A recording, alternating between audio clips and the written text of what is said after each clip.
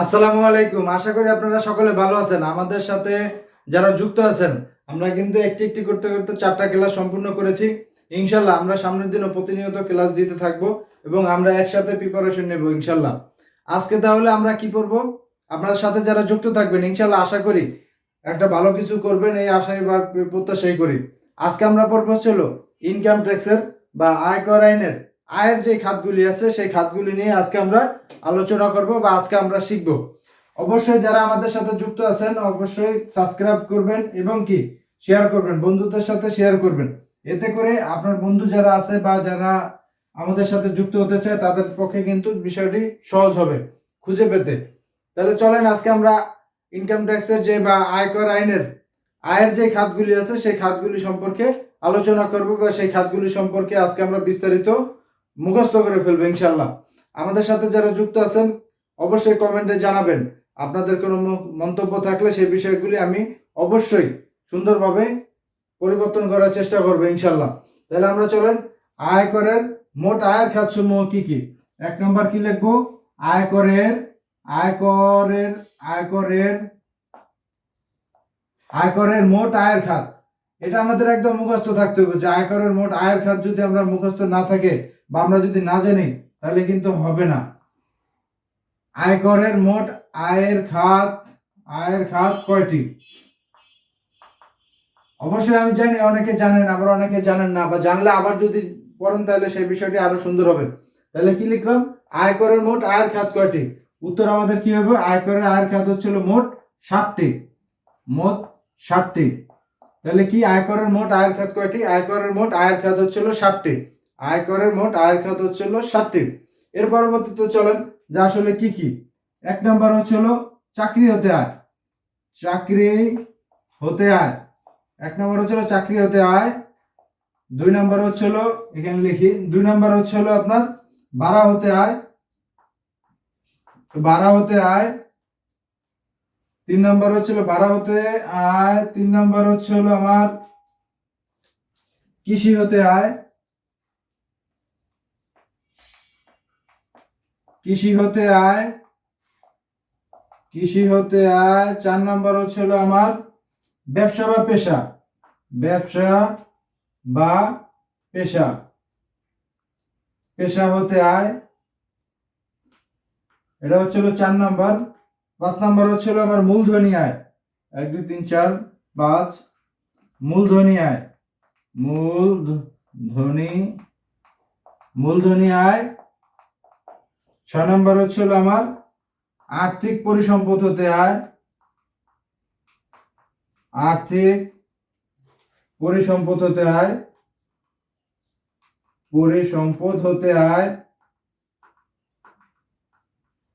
6 নম্বর হলো। 7 নম্বর অন্যান্য উৎস থেকে। 7 নম্বরটা মাঝে লিখি তাহলে দেখতে সুন্দর হবে। অন্যান্য অন্যান্য উৎস হতে আয়। উৎস থেকে আয়। তাহলে কি হলো? আয়কর আইন অনুযায়ী আমাদের আয়ের যে খাতগুলি আছে সেই খাতগুলি আমরা অবশ্যই কি করতে হবে? আমাদের এগুলি মুখস্থ থাকতে হবে। সেই বিষয়গুলি কি কি? আয়কর আইন অনুযায়ী মোট আয়ের খাত কয়টি? মোট আয়ের খাত হচ্ছিল 60টি। এখন আমরা বলতে পারেন যে মোট আয়ের খাত তো 60টি লিখলেন, তা পরবর্তীতে অন্যান্য উৎস থেকে আয় কি? অন্যান্য উৎস থেকে যে আয়গুলি আছে সেগুলিও আমরা ইনশাল্লাহ আলাপ আলোচনা করব বা সেগুলিও আমরা পড়ব। এখানে কিন্তু মোটা দাগে বা যদি মূল যে বিষয়গুলি আছে সেই বিষয়গুলির কিন্তু সর্বোচ্চ বা সর্বমোট যে আয়গুলি আছে সেটা কিন্তু মোট আয়ের খাত হবে 60টি। এই 60টার বাইরে দেখেন আপনি যাই বলেন, সর্বশেষ যা যদি বলেন অন্যান্য উৎস থেকে আয়, তা অন্যান্য উৎস থেকে কি কি আয় আছে সেগুলি আমরা পড়বো। সেটা নিয়ে কোনো হতাশ হওয়ার কোনো কিছু নাই। চলেন আমরা এই 60টি খাত মুখস্থ করার চেষ্টা করি। কি কি? আয় করে মোট আয়ের খাত কয়টি? আমরা যখন ম্যাথ করব সেই ম্যাথের ক্ষেত্রে কিন্তু এইগুলি আমাদের মুখস্থ থাকতে হবে বা আয়ের যে খাতগুলি আছে সেই খাতগুলি সম্পর্কে আমাদের বিস্তারিত ধারণা থাকতে হবে। যদি আমাদের বিস্তারিত ধারণা না থাকে তাহলে কিন্তু আমরা যখন ম্যাথ করতে যাব তখন কিন্তু আমরা সেখানে পারবো না। তাহলে আমার সাথে যারা যুক্ত আছেন অবশ্যই আপনাদের প্রতি বিনীত অনুরোধ থাকবে বিষয়গুলি মুখস্থ করার এবং কি নোট করার, যাতে করে আপনি পরবর্তী সময় অল্প সময়ের মধ্যে যাতে করে এগুলি পেয়ে যেতে পারেন। তাহলে কি? মোট আয়করের খাত হচ্ছিল মোট আয়ের খাত কয়টি? আয়ের খাত হচ্ছিল মোট 60টি। তার মধ্যে কি কি? এক নাম্বার হচ্ছে হলো চাকরি থেকে আয়।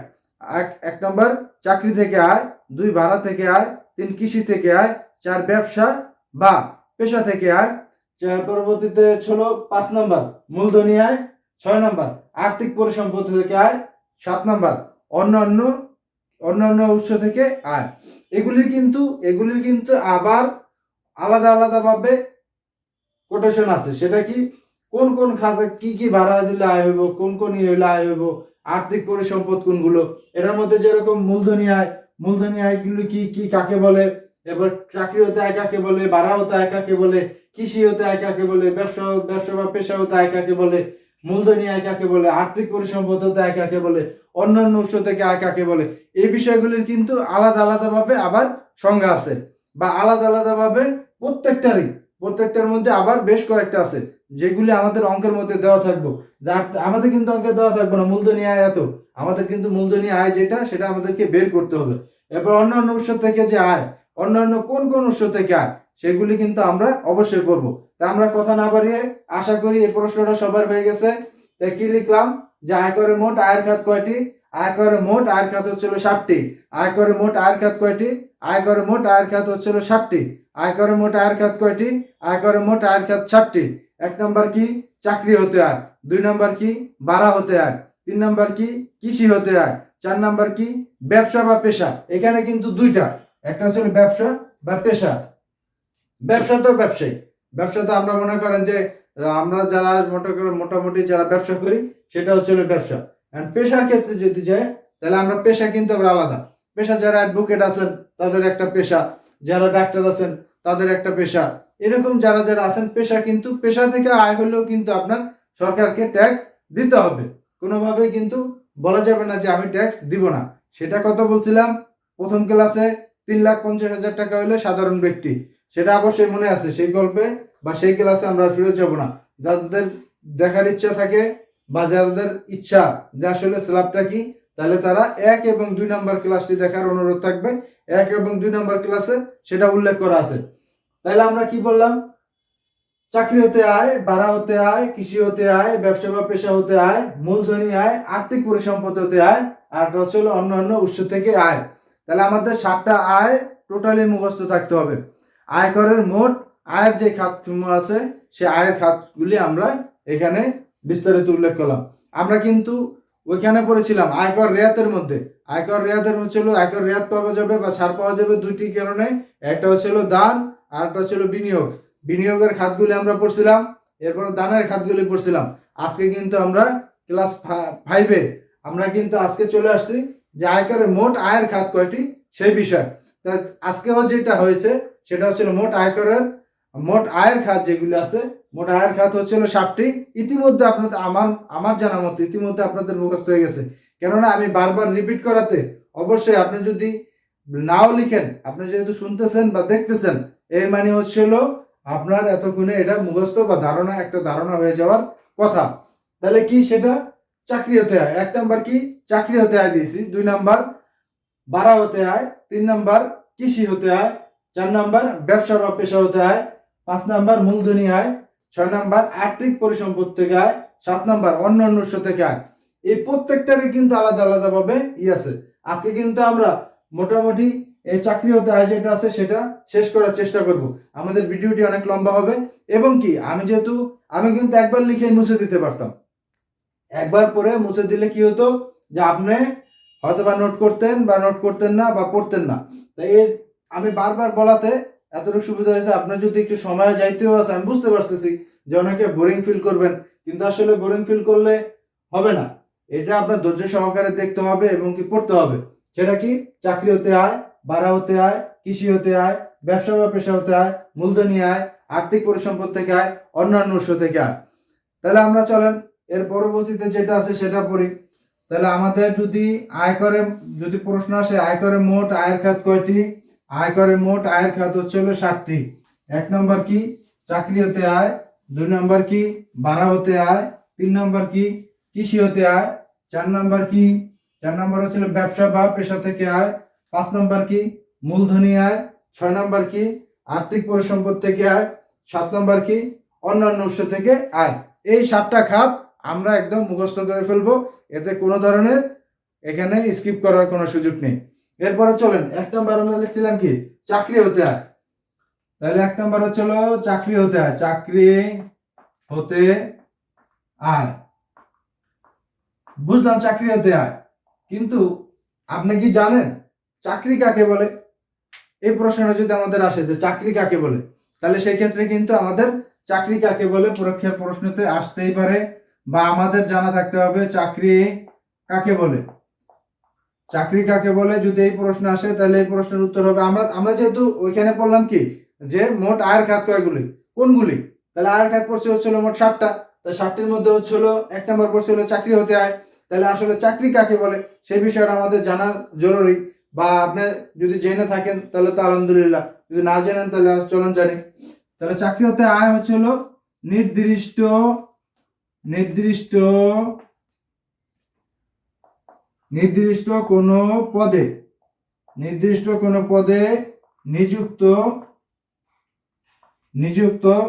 কোনো ব্যক্তি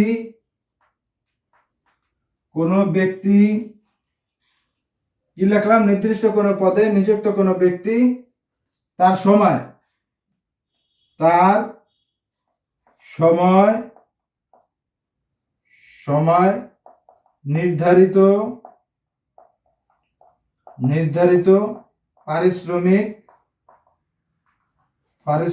নির্ধারিত পারিশ্রমিকের অধিকারী হন তাকে চাকরি বলে।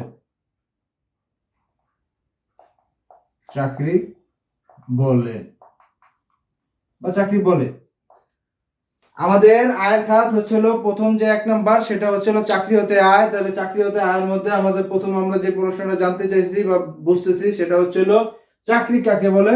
চাকরি হচ্ছিল নির্দিষ্ট কোনো পদে নিযুক্ত কোনো ব্যক্তি তার সময় নির্ধারিত পারিশ্রমিকের অধিকারী হন তাকে চাকরি বলেন।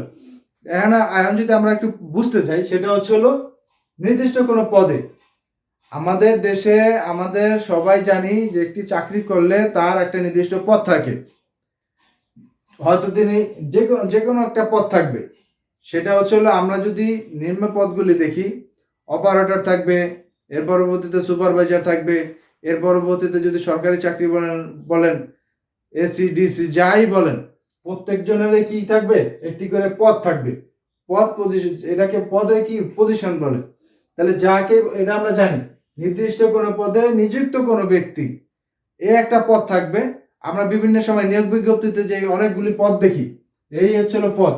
নিযুক্ত কোনো ব্যক্তি তার সময় কত ঘন্টা, সরকারি চাকরি বলেন বেসরকারি চাকরি বলেন শ্রম আইন অনুযায়ী 8 ঘন্টা। তাহলে কি হলো, তার সময় নির্ধারিত পারিশ্রমিক, এই 8 ঘন্টার বিনিময়ে তিনি যে পারিশ্রমিকের অধিকারী হন তাই হচ্ছে হলো চাকরি। তাকে যে পারিশ্রমিকের অধিকারী হন, যে সময়টা তিনি থাকেন, তাকে চাকরি বলে। এ হচ্ছে হলো চাকরি কাকে বলে, এটা আপনার মুখস্থ করতে হবে। নির্দিষ্ট কোনো পদে নিযুক্ত কোনো ব্যক্তি তার সময় নির্ধারিত পারিশ্রমিক অধিকারী হন তাকে চাকরি বলে। কি বললো, চাকরি কাকে বলে, নির্দিষ্ট কোনো পদে নিযুক্ত কোনো ব্যক্তি তার সময় নির্ধারিত পারিশ্রমিকের অধিকারী হন তাকে চাকরি বলে। তাহলে চাকরি কাকে বলে, আমরা 1 নম্বর আয়ের ক্ষেত্রে চাকরি কাকে বলে সে বিষয়টা হচ্ছিল নির্দিষ্ট কোনো পদে নিযুক্ত কোনো ব্যক্তি তার সময়ে নির্দিষ্ট পারিশ্রমিকের অধিকারী হন তাকে চাকরি বলে। যে তুমি 8 ঘন্টার জন্য এই টাকা পাবা, এই 8 ঘন্টা তোমার এখানে আমার কাজ করতে হবে। এই যে 8 ঘন্টা কাজ করলো, সেই 8 ঘন্টাই হচ্ছিল তার চাকরি। 8 ঘন্টার পরবর্তীতে যদি তিনি করে, সেটা কিন্তু তার ওভারটাইম হিসেবে যুক্ত হবে। সেটা কিন্তু চাকরি, যে কিন্তু তার সেটা ওভারটাইম হিসেবে যুক্ত হবে। তাহলে আমার মূল চাকরি হতে আয়ের 1 নম্বর যে ক্যাটাগরি আছে, 7টা ক্যাটাগরির মধ্যে 1 নম্বর হচ্ছিল চাকরি হতে আয়।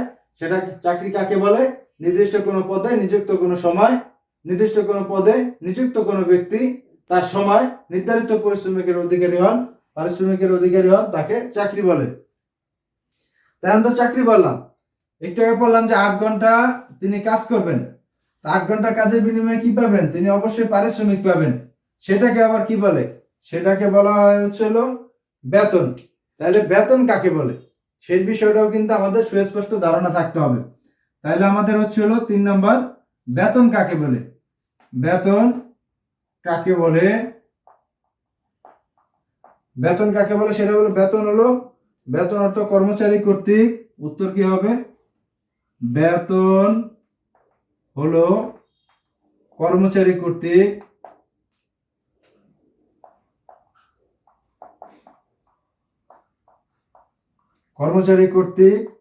চাকরি হতে প্রাপ্ত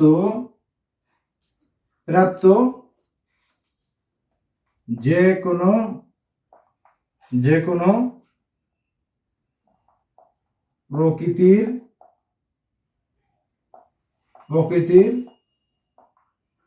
অর্থ বলতে টাকা। আচ্ছা, এখন দেখেন আমরা একটু আগে কি পড়লাম যে চাকরি হতে আয় কাকে বলে।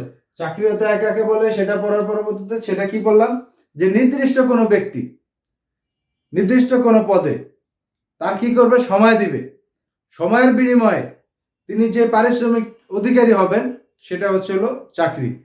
আর এটাতে কি লিখলাম, বেতন হলো কোনো কর্মচারী কর্তৃক চাকরি হতে প্রাপ্ত যে কোনো প্রকৃতির অর্থ। কেন সেটা বললাম, ওইখানে হচ্ছে হলো সে 8 ঘন্টা কাজ করবেন, সেখানে একটা পদ থাকবেন। এই বেতনের ক্ষেত্রে কিন্তু আর পদের কথা উল্লেখ নেই। বেতন হচ্ছে হলো একটা মানুষ যেই পদে আছেন সেই পদ অনুযায়ী, কিন্তু যদি কোম্পানির চাকরি হয় তাহলে সেই কোম্পানি একটা বেতন দিবেন, এবং যদি সরকারি চাকরি হয় সরকারও কিন্তু তাকে একটা স্যালারি দিবেন। তো সেটা কি, আমরা হচ্ছে হলো গত প্রজ্ঞাপন অনুযায়ী সর্বনিম্ন মনে হয় হচ্ছে হলো 8,200 টাকা, এরকম একটা টাকা হইতে পারে, সঠিক ইনফরমেশনটা আমার কাছে নাই। যদি আপনাদের জানার ইচ্ছা হয় যে আসলে সর্বনিম্ন কত টাকা বেতন, তাহলে সেটা আপনারা কিন্তু গুগলে সার্চ করলে পেয়ে যাবেন যে কত, ওটা হচ্ছে কত টাকা বেতন হবে সর্বনিম্ন, সেটা আপনারা জানতে পারবেন। তাহলে বেতন কাকে বলে, বেতন হলো কর্মচারী কর্তৃক চাকরি হতে প্রাপ্ত। কর্মচারীরা কারা, যারা প্রতিষ্ঠানে কাজ করবেন, যারা ওইখান থেকে পারিশ্রমিক নেবেন, তারাই হচ্ছে কর্মচারী। কর্মচারী কর্তৃক চাকরি হতে প্রাপ্ত যে কোনো প্রকৃতির অর্থ, মানে যে কোনো পরিমাণের অর্থ, সেটা 50,000 হোক, সেটা 1 লাখ হোক, সেটা 20,000 হোক, সেটা 10,000 হোক, যে যার ধাপ আছে সেই ধাপ, যে যার পদ, ধাপ বলতে যে যার পদে আছে সেই তার পদে অনুযায়ী সেইটা কিন্তু গ্রহণ করতে পারবেন। তাহলে কি, বেতন হলো কর্মচারী কর্তৃক চাকরি হতে প্রাপ্ত যে কোনো প্রকৃতির অর্থ। তাহলে আমরা কি জানলাম, যে আয়কর আইন অনুযায়ী মোট আয়ের খাত কয়টি, মোট আয়ের খাত জানতে হচ্ছিল 7টি। এর পরবর্তীতে কি জানলাম, 1 নম্বর পড়ছিলাম হলো চাকরি থেকে আয়। সেই চাকরি হতে আয় থেকে পড়লাম কি, আবার প্রথমে যে চাকরি কাকে বলে। যদি আমরা চাকরি কাকে বলে সেটাই না জানি, তাহলে চাকরি হতে যায় সেই বেসিক ধারণাটা আমরা নিতে পারবো না। তাহলে সেই ক্ষেত্রে চাকরি পরবর্তীতে বললাম বেতন কাকে বলে, বেতন হলো কর্মচারী কর্তৃক চাকরি হতে প্রাপ্ত যে কোনো প্রকৃতির অর্থ বা টাকা। তাহলে এর পরবর্তীতে চলেন, তাহলে বেতন চাকরির মধ্যে কিন্তু এগুলি যুক্ত হবে। আমি কিন্তু বলেছিলাম যে প্রত্যেকটা, এই যে 7টা পার্ট লিখলাম, এই 7টার মধ্যে কিন্তু অনেক কিছু আমাদের যুক্ত থাকবে। তাহলে আমরা বললাম চাকরি কাকে বলে, এরপরে বললাম বেতন কাকে বলে। তাহলে এখন বেতন কাকে বলে সেটার ক্ষেত্রে কিন্তু আবার ভাগ আছে। সেটা কি, বেতনের উপাদানগুলি কি কি। আসলে বেতন যে 8 ঘন্টা আপনার প্রতিষ্ঠানে থাকলো সেটাতে কি বেতন হয়ে গেল? না, সেটাতে বেতন হয়ে গেল না। একটা মানুষের বেতনেরও কিছু উপাদান থাকে, যে এইগুলি যদি যুক্ত থাকে তাহলে সেগুলি হচ্ছে বেতন হিসাবে গণ্য করা হবে। তাহলে চলেন বেতনের উপাদানগুলি কি কি সেটা আমরা দেখি। যদি আমাদের 4 নম্বরে যাই, বেতনের উপাদান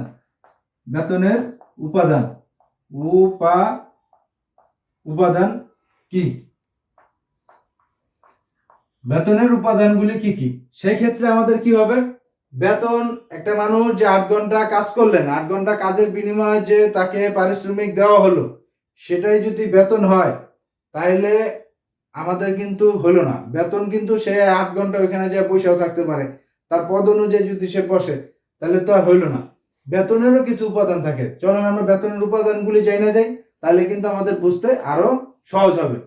তাহলে 1 নাম্বার কি হচ্ছিল, 1 নাম্বার হবে হলো মূল বেতন।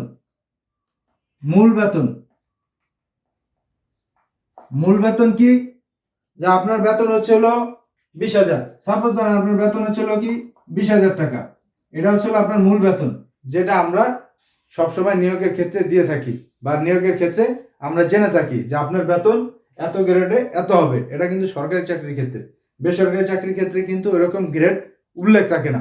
তাহলে বেতন যদি এটা হয়, তাহলে আপনার হচ্ছে হলো অগ্রিম বেতন, এর পরবর্তীতে আপনার থাকবে হচ্ছে হলো ছুটি থাকবে, ওভার টাইম থাকবে, এই ধরনের কিছু উল্লেখ থাকবে। চলেন আমরা বিস্তারিত পড়ি, তাহলে আমাদের আরো সহজ হবে। 1 নম্বর কি বললাম, মূল বেতন। যেমন মূল বেতন 10,000 টাকা। এর পরবর্তীতে যদি থাকে বেতনের উপাদান বকেয়া বেতন, যে আপনি চাকরি করছেন কিন্তু কোম্পানি আপনার বেতনটা পরিশোধ করতে পারে নাই, তাহলে বকেয়া বেতনে একটা বেতনের উপাদান। 3 নম্বর হচ্ছে হলো আপনার অগ্রিম বেতন।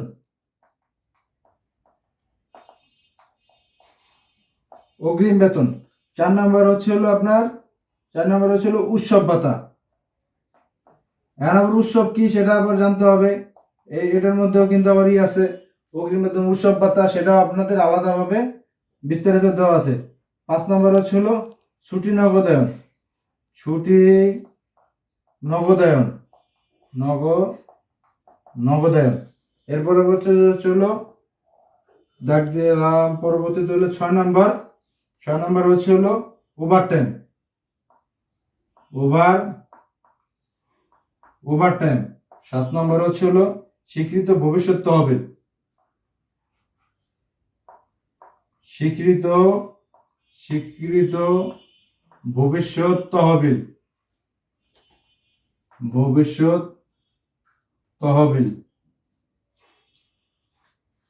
8 নম্বর হচ্ছে হলো অনুমোদিত পেনশন তহবিল।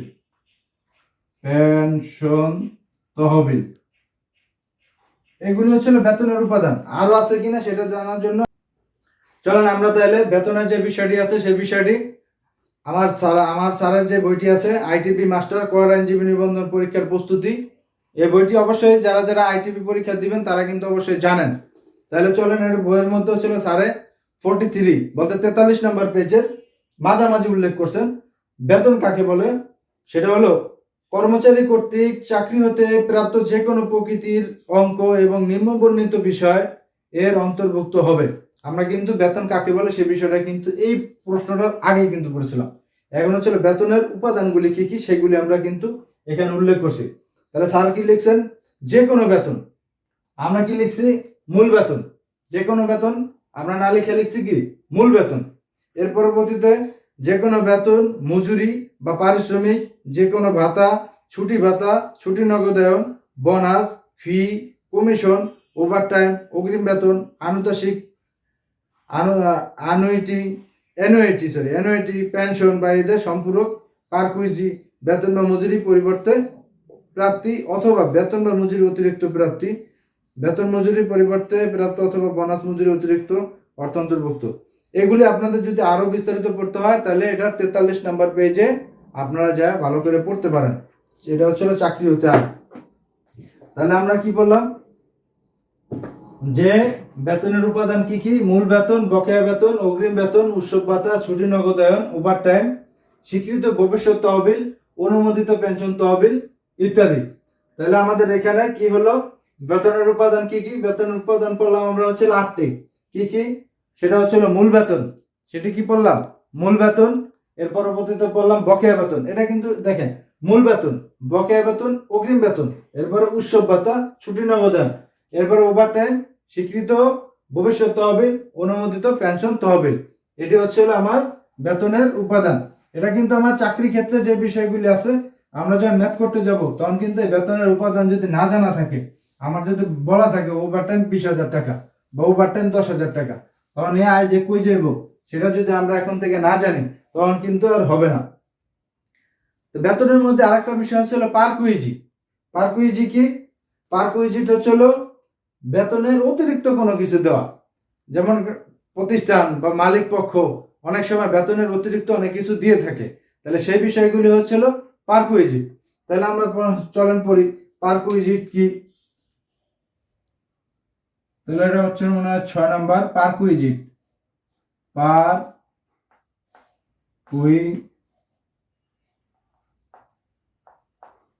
পারকুইজিট কি? পারকুইজিটটা হচ্ছিল নিয়োগকর্তা মূল বেতনের বাহিরে কর্মচারী প্রদত্ত ইনসেনটিভ বোনাস সহ যে কোনো প্রকারের পরিশোধ বা সুবিধা।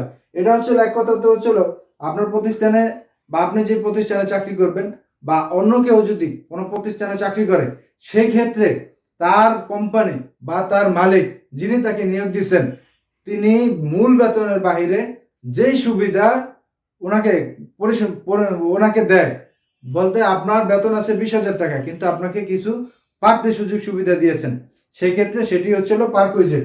আমরা তাহলে পড়ি, উত্তরটা কি হবে ছিল নিয়োগকর্তা। নিয়োগকর্তা বলতে আপনি মালিকও দিতে পারেন। নিয়োগকর্তা নিয়োগকর্তা মূল বেতনের নিয়োগকর্তা মূল বেতনের বাহিরে বাহিরে কর্মচারীকে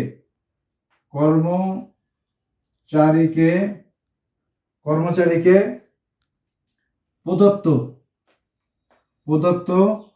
ইনসেনটিভ বোনাস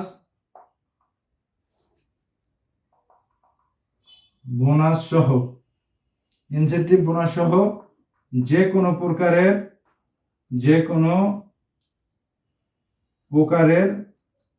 যে কোনো প্রকারের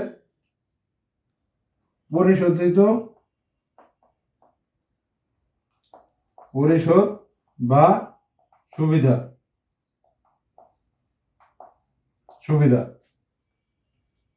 তাহলে কি হলো, নিয়োগকর্তা কর্তৃক মূল বেতনের বাহিরে কর্মচারীকে প্রদত্ত ইনসেনটিভ বা বোনাস সহ যে কোনো প্রকারের সুবিধা। এটা কিন্তু পারকুইজিট। এটা কিন্তু আমাদের যে চাকরি হতে আয় আমরা যেটা পড়ছি সেই চাকরি হতে আয়ের মধ্যেই কিন্তু এটি থাকবে। এটাও কিন্তু আমাদের মুখস্থ করতে হবে। কি? নিয়োগকর্তা মূল বেতনের নিয়োগকর্তা, যেমন বেতন যদি 50,000 টাকা হয় এর বাইরে যে টাকাটা দিবেন বা যে টাকাটা পরিশোধ করবেন সেটাই হলো আর্থিক যে সুবিধাটা দিব হয় সেই আর্থিক সুবিধাটাই তাকে পারকুইজিট বলে। এই কথাটা যদি আমরা অন্যভাবেও কিন্তু পড়তে পারি বা এটা আমরা যদি অন্যভাবে লিখি তাহলে কিন্তু আমাদেরকে মার্ক দিতে হবে। এটা বইয়ের ভাষা। নিয়োগকর্তা মূল বেতনের বাইরে কর্মচারীকে প্রদত্ত ইনসেনটিভ বোনাস সহ যে কোনো প্রকারের পরিশোধ বা সুবিধাই পারকুইজিট। যে কোনো সুবিধাই পারকুইজিট।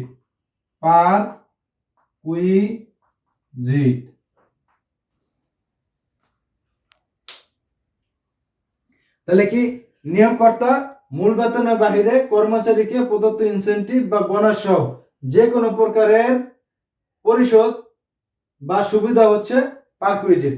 এই জিনিসটা আমরা এইভাবে না পড়ে আমরা আমাদের ভাষায় যদি দিতে যাই তাহলে এটা এখানে থাকলে আমরা এর বাইরে যদি লিখি সেটা কোম্পানি। এটা আমরা মুখে বলি, কোম্পানি যদি তার কোনো কর্মচারীকে মূল বেতনের বাইরে যে আর্থিক সুবিধা প্রদান করে তাকে পারকুইজিট বলে। এটা তো আমরা বইয়ের ভাষা পড়লাম। বইয়ের ভাষাটা বাইরে কি, কোম্পানি বা নিয়োগকর্তা মূল বেতনের বাহিরে তার কর্মচারীকে যে অতিরিক্ত আর্থিক সুবিধা প্রদান করে তাই পারকুইজিট। বইয়ের ভাষাটা কিন্তু একটু কঠিন। সেটা কি, যে নিয়োগকর্তা মূল বেতনের বাহিরে কর্মচারীকে প্রদত্ত ইনসেনটিভ বোনাস যে কোনো প্রকারের পরিশোধ বা সুবিধা পারকুইজিট। আমরা এটা যদি পারি এটা মুখস্থ করব, আর যদি এটা না পারি তাহলে সহজটা সেটা কি, সেটা আমাদের মতো ভাষায়, আমরা বইয়ের ভাষার বাইরে আমরা নিজেদের মতো করে সেটা কোম্পানি বা নিয়োগকর্তা। হয়তো আপনি কি পাবেন, একটা কোম্পানিতে চাকরি করবেন বা আপনাকে কেউ একজন নিয়োগ দিবে। নিয়োগকর্তা বলতে সরকার আপনাকে নিয়োগ দিল বা যে কোনো মানুষ আপনাকে নিয়োগ দিল, তিনি আপনার নিয়োগকর্তা। তাহলে কি হবে, কোম্পানি বা তার নিয়োগকর্তা মূল বেতনের বাহিরে তার কর্মচারীকে যে আর্থিক সুবিধা প্রদান করবে তাকে কিন্তু পারকুইজিট বলে। এখন আপনার এটার মধ্যে কিন্তু আবার আছে, তাহলে পারকুইজিট মূল বেতনের বাহিরে কি কি দিবেন সেই বিষয়গুলি আবার আমাদের কিন্তু জানতে হবে। এটা কিন্তু আর্থিক ঘুষ না, যে আপনাকে ঘুষ দিবে, আর্থিক অনৈতিক কাজের জন্য আপনাকে ঘুষ দিবে, সেটা কিন্তু আবার পারকুইজিট না। পারকুইজিট আপনার প্রতি কোম্পানি সন্তুষ্ট হবেন, আপনার কাজের প্রতি, আপনার দায়িত্বের প্রতি কোম্পানি যদি সন্তুষ্ট হয় তাহলে আপনাকে পারকুইজিট দিবেন। এটা কোম্পানির ইচ্ছা, আবার কিছু আইনের মধ্যে বাধ্যবাধকতা আছে যেগুলি দিতে হবে। তাহলে সেগুলি কি, পারকুইজেটের যে উপাদানগুলি আছে কোনগুলি মানুষকে দেওয়া হয় সেই সম্পর্কে আমাদের কিন্তু এর উদাহরণ যদি দেওয়া হয় যে পারকুইজেটের উদাহরণ দাও, পারকুইজেটের যদি উদাহরণ চায় উদাহরণ দাও তাহলে কিন্তু আমরা আরো সহজ হয়ে যাব যে পারকুইজেট হলো কি অতিরিক্ত মূল বেতনের বাইরে অতিরিক্ত কি সুযোগ সুবিধা দেয় সেটাকে আমরা ওইখানে কি বললাম যে বোনাস দিব বা ইনসেনটিভ দিব, কিন্তু এই বোনাস বা ইনসেনটিভের বাইরে কিন্তু আমরা সহজ করে কি বললাম যে কোম্পানি বা নিয়োগকর্তা মূল বেতনের অতিরিক্ত কর্মচারীকে যে আর্থিক সুবিধা দেয় তাকে কিন্তু পারকুইজিট বলে। উদাহরণস্বরূপ কি আছে, এক নম্বর হলো সন্তানের স্কুলের বেতন। অনেক প্রতিষ্ঠান কি দেয় না স্কুলের বেতন, তার সন্তানের স্কুলের বেতন দিব। এর পরবর্তীতে 2 নম্বর গৃহকর্মীর বেতন। এরপর 3 নম্বর হচ্ছে ড্রাইভার, বাসায় যদি ড্রাইভার থাকে তাহলে ড্রাইভারের বেতন। 4 নম্বর বাসা ভাড়া। 5 নম্বর বার্ষিক চিকিৎসা ভাতা।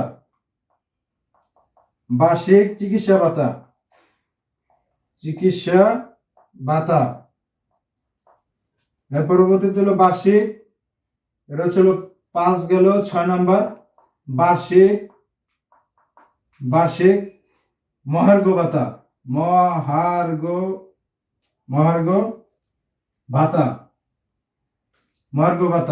7 নম্বর